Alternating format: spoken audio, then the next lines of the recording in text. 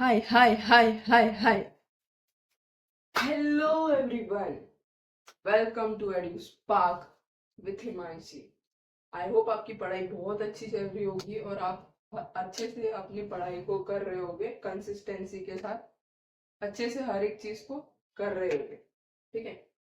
तो आज मैं आपके लिए लेके आई हूँ वही मोस्ट इम्पोर्टेंट चैप्टर्स जिसमें मैंने 80-20 रूल जो मैंने बताया था ना कि हमारी हर एक एग्जाम में ऐसा होता है. देखो कि जो 80 मार्क्स का जो पेपर होता है वो 20% सिलेबस में से ही 80% का वो पेपर आता है.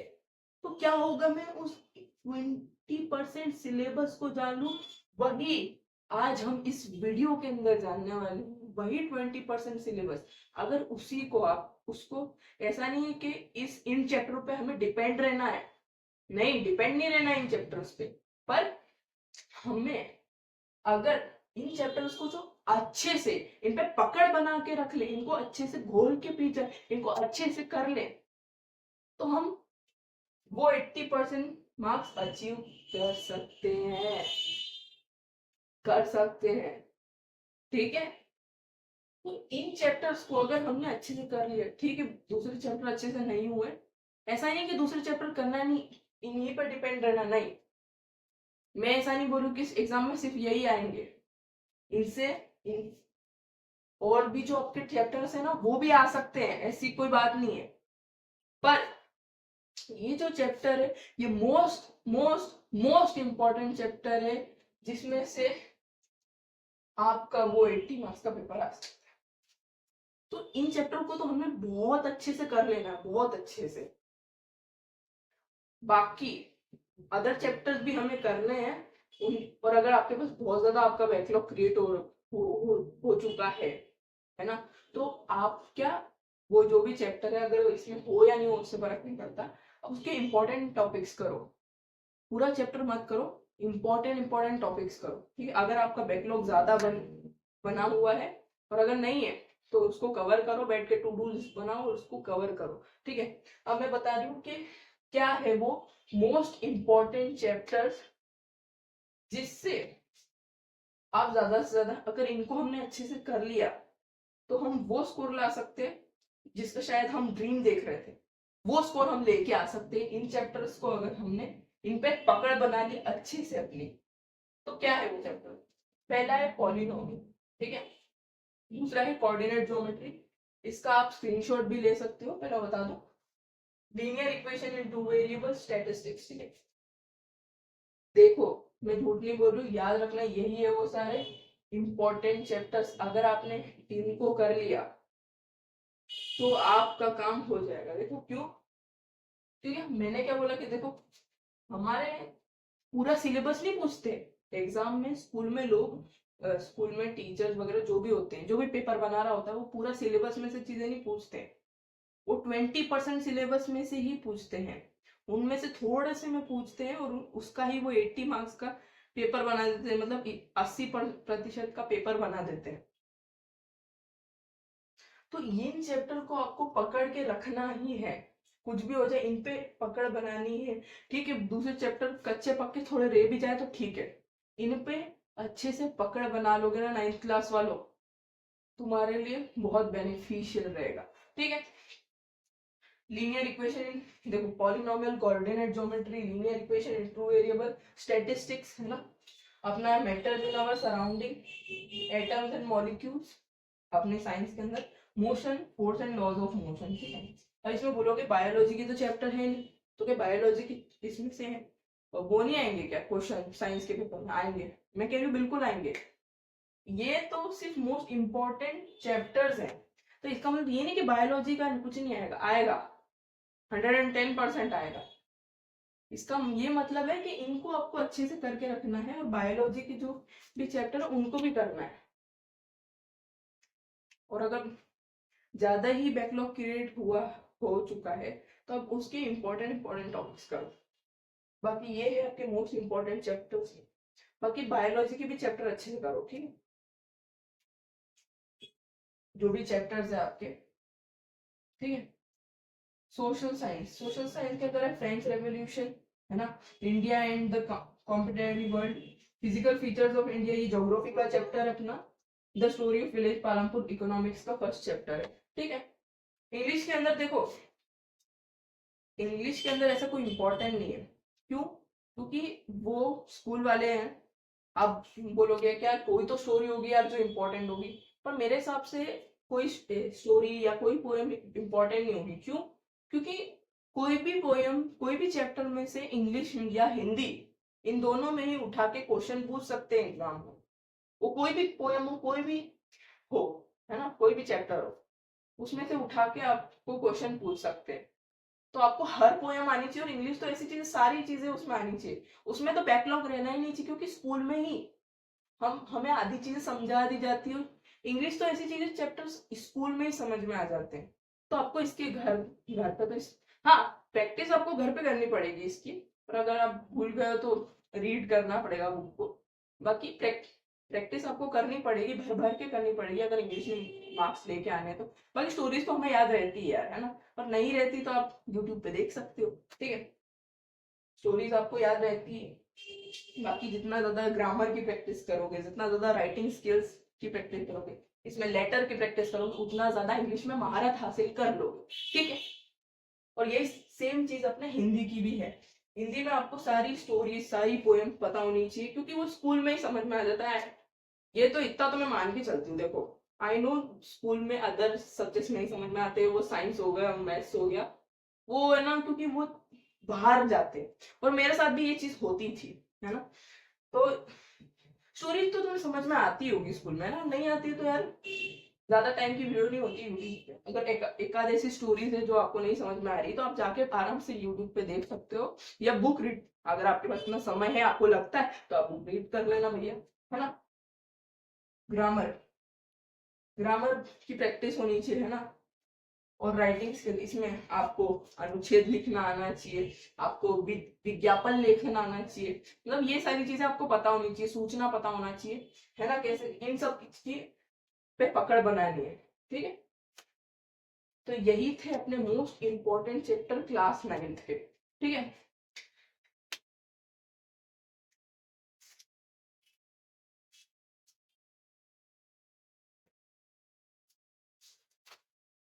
और सुनो 9th क्लास वालों, अगर तुम जा रहे हो, है ना, पहले से ही तो रुक जाओ, रुक जाओ।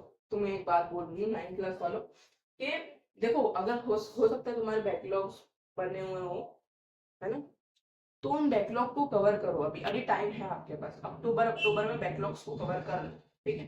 जितना कर सकते हो बैकलॉग्स को कवर कर लो, और अपने जनवरी जनवरी में, है ना, नवंबर और जनवरी में आप दबा के प्रैक्टिस करो, कोई दिक्कत नहीं आएगी आपको, है ना। और अगर ज्यादा बैकलॉग्स है, ज्यादा बहुत ज्यादा ही बैकलॉग बन चुके हैं, और आपके पास उतना टाइम नहीं है चीजों के लिए, है ना, टाइम नहीं है, तो आप क्या करो, मैं आपको सजेस्ट करती हूँ कि पहले आप इन चैप्टर्स पे, इन चैप्टर को अच्छे से कर लो, इन पे पकड़ बना लो, ताकि इन चैप्टर के अंदर से कोई एक सवाल भी आपसे पूछ लेना, आपको मुंह पे से आना चाहिए, आपको आना चाहिए। देखो इनको आपने अच्छे से एक बार कर लिया, बाकी के हो सकते हैं जो आपके बैकलॉग्स के चैप्टर हो, उन्हें कवर कर लो, है ना, जो आपके नहीं हुए हैं, है ना। और अगर ज्यादा बैकलॉग क्रिएट हो रखा है, तो उन चैप्टर के खाली इंपॉर्टेंट टॉपिक्स कर लो, क्योंकि आप हमारे पास टाइम नहीं कि हम उतनी चीजें करें। पर अगर करनी है तो भाई करो, इट्स योर चॉइस, मैं सिर्फ एडवाइस दे रही हूँ, ठीक है। अब ऐसे मैंने बोला था, तुम्हें फिर जो समझ में आया ना उस चीज में वो तुम कर लेना, ठीक। मैंने एक एज अ सजेशन दिया है ना, ये चीज है। अब 9th वालों मैंने स्क्रीनशॉट तो नहीं लिया, भूल गई यार, पर मैं 9th और 10th दोनों के ये जो मोस्ट इंपॉर्टेंट चैप्टर्स है ना, ये मैं पीडीएफ में डाल दूंगी, तो चिंता मत करो, ठीक है। तो बात कर लेते हैं 10th के मोस्ट इंपॉर्टेंट चैप्टर्स की, कि 10th के कौन कौन से बहुत ज्यादा इंपॉर्टेंट चैप्टर्स है। भैया पहले तुम स्क्रीनशॉट ले लो, ले लिया, ठीक है। देखो quadratic equation, statistics, polynomial, triangle, ठीक है ना। देखो ये वो चैप्टर हैं जिन पे आप अच्छे से, अगर आपने पकड़ बना ली, देखो आपको अदर चैप्टर तो करने ही है। अगर आपने 9th वालों की वो नहीं सुनी अभी मैंने जो बोली बात, देखो तुम्हें ये चैप्टर तो करना ही है, पर ऐसा नहीं कि इन्हीं पर डिपेंड रहना है, इन्हीं चैप्टर्स पर हमें डिपेंड रहना है, नहीं। जो 20% सिलेबस है इसमें से 80 नंबर का पेपर आता है और हमने उस 20% सिलेबस को पकड़ लिया है। क्या कर लिया? पकड़ लिया है। कैसे हम पकड़ सकते हैं? इन चैप्टर को अपन को अच्छे से करना है, गोल के पीछे में। तो इनको अपन ने अगर अच्छे से कर लिया यार, इन चैप्टर को अगर हमने अच्छे से कर लिया तो हमारा आधा काम तो हो ही जाएगा, मान लो। ठीक, क्यों? क्योंकि इन्हीं ये वो चैप्टर है जिनमें से 20% सिलेबस में से ही 80% 80 मार्क्स का पेपर आता है, तो ये वो ही इंपॉर्टेंट चैप्टर है। और अगर हमने इन पे अच्छे से पकड़ बना ली, इनको अच्छे से कर लिया, तो हमारे लिए बहुत बेनिफिशियल रहेगा। ठीक है, तो इनको आपको अच्छे से कर लेना है पहले। और अगर आपके बैकलॉग भी है ना, 10th, अगर आपने 9th वालों की बात नहीं सुनी, सुन लो, ठीक है। अगर आपके बैकलॉग है तो मैं ये प्रेफर करूंगी, अभी अक्टूबर का महीना पूरा एंड नहीं हुआ है, आधा बाकी है अपना अक्टूबर का महीना, थोड़े दिन बाकी है। तो अपने को क्या करना है, ये इन चैप्टर को पहले अच्छे से कर लो, एकदम अच्छे से, ऐसे अच्छे से करना है कि अगर इन चैप्टर में से कोई एक सवाल भी उठ के आ जाए ना, कोई भी आपको आना चाहिए, आप कर पाओ। इन चैप्टर को उतना अच्छे से हमें कर लेना है ना। ठीक है, और ये 4 महीने 3 महीने हैं, 4 भी नहीं है, मैंने 4 बोल दिया था उसको, ठीक है, गलती से। 3 महीने झोंक दो अपने आप। क्लास 10th वालों ही बात बोलू, 9th वालों ठीक है। 4, सॉरी यार, 3 महीने है तुम्हारे पास, झोंक दो, जितना अपने आप को कर सकते हो कर दो, कर दो, ठीक है। तो यही चैप्टर है ना। इस साइंस में chemical reaction and equation, acid bases and salts, human eye and colourful world और इलेक्ट्रिसिटी, है ना। सोशल साइंस में nationalism in Europe, computer and the India and the कंप्यूटरी world, resources and development, democracy and the diversity. English और हिंदी वही, अगर आपने 9th की बात सुनी तो बहुत बढ़िया है आपके, पर अगर आपने नहीं सुनी तो फिर से सुन लो, देख लो। मैं ये बोल रही हूँ कि इंग्लिश में ऐसा कोई स्पेसिफिक चैप्टर या स्पेसिफिक स्टोरी इंपॉर्टेंट नहीं होती, मतलब पोयम, ठीक है। क्यों नहीं होती? क्योंकि आपको इंग्लिश के पेपर में से कहीं से भी कुछ भी उठा के दिया जा सकता है, बोर्ड वाले भी दे सकते हैं। आपको ये पता थोड़ी कि कौन कौन से स्टोरी स्टोरी में से उठा के दे सकते हैं। हाँ, एक लेंचो वाली वो जो चैप्टर है वो बहुत ज्यादा इंपॉर्टेंट है, उसको नोट डाउन कर लेना, लेंचो वाला चैप्टर, ठीक है। अगर हम देखें तो वो तो पर ऐसा कुछ भी नहीं है, सारे ही चैप्टर इंपॉर्टेंट है यार, सारों को ही करो, है ना। और ये मैं मान के चल रही हूँ कि यार तुमने स्कूल में करे होंगे, पढ़े होंगे, हिंदी इंग्लिश हिंदी तो तुम पढ़ते ही हो यार स्कूल में, है ना। और अगर नहीं करा तो यूट्यूब पे देखो, देखो सब तो पढ़े पढ़े रखे होंगे, ठीक है। ग्रामर और राइटिंग स्किल तुम्हें करनी है दोनों की, हिंदी में भी वही है, सारे ही चैप्टर्स इंपॉर्टेंट है, सारी स्टोरीज और सारी पोएम इंपॉर्टेंट है, सारी पोएम इंपॉर्टेंट है, सारी स्टोरीज इंपॉर्टेंट है। क्योंकि कहीं से भी कोई से भी चैप्टर में से, कोई से भी पोएम में से उठा के क्वेश्चन बन सकता है, आ सकता है, बोर्ड वाले भी दे सकते हैं, तो हमें करके रखनी है। और ये तो यार हो जाते हैं यार स्कूल में, ठीक है, ये तो हो जाते हैं, बस इस पे आपको प्रैक्टिस करने की जरूरत है कि आंसर को कैसे लिखते हैं, आंसर्स को कैसे लिखा जाता है। देखो आंसर को कैसे लिखा जाता है, देखो पहले तो हम क्या लिखते हैं, इंट्रो लिखते हैं। इंग्लिश और हिंदी में अपन क्या करते हैं, इनको पैराग्राफ में लिखते हैं, आंसर्स को, पता है ना तुम्हें, ठीक है। इंग्लिश और हिंदी में अपन आंसर को तो पैराग्राफ में लिखते हैं, इंट्रो आएगा, फिर यहाँ पे मेन बॉडी आएगी आपके आंसर की, मेन बॉडी, ठीक है, ये चीज ध्यान।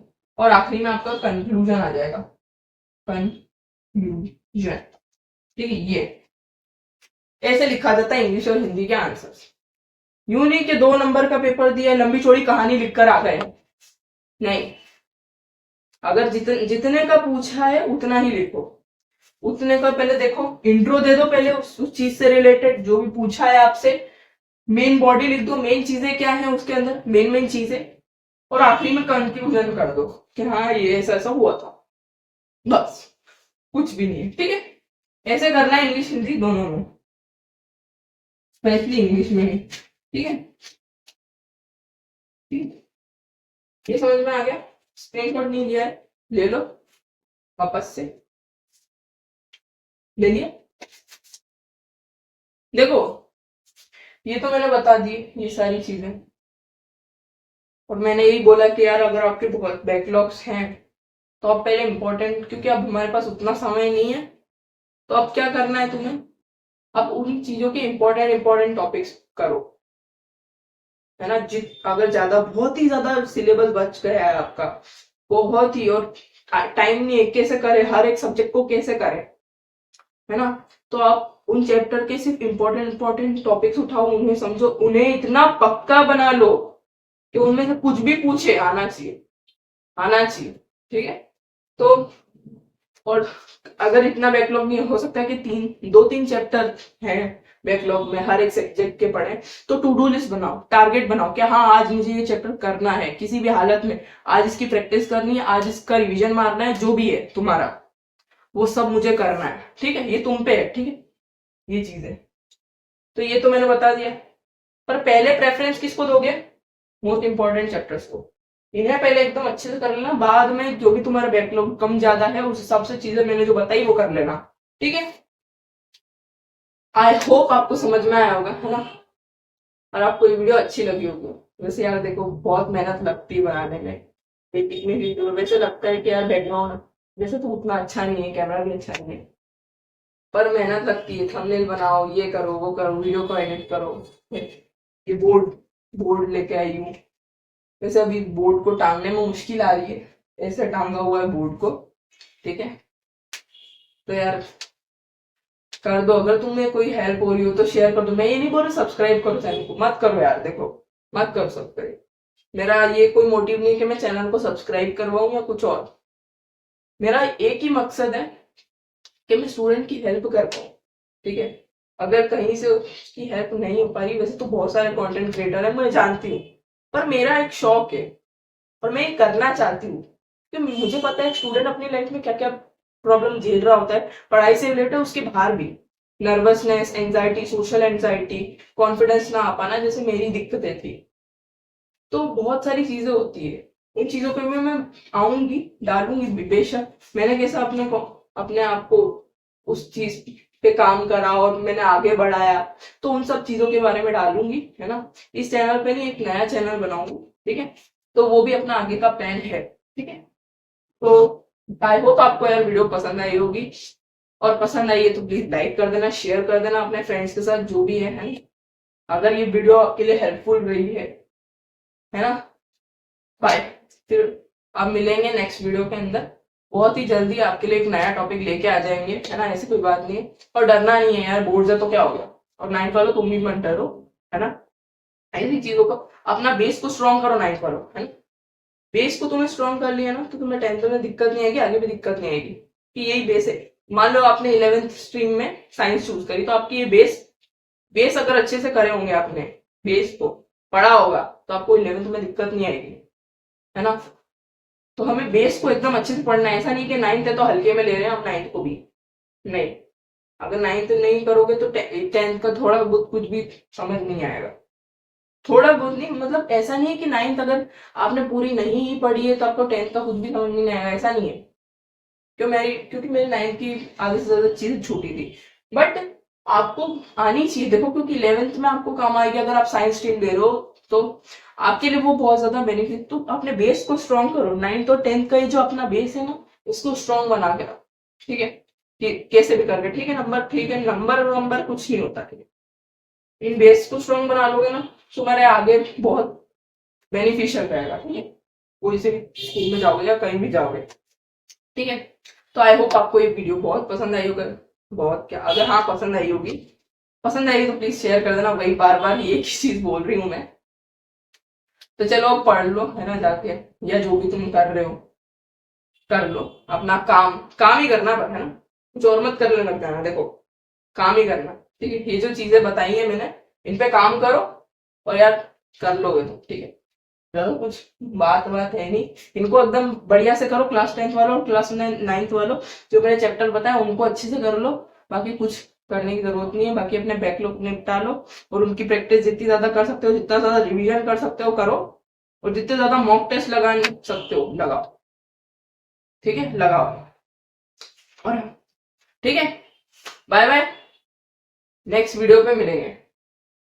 Bye bye bye bye bye. पढ़ लो पढ़ लो।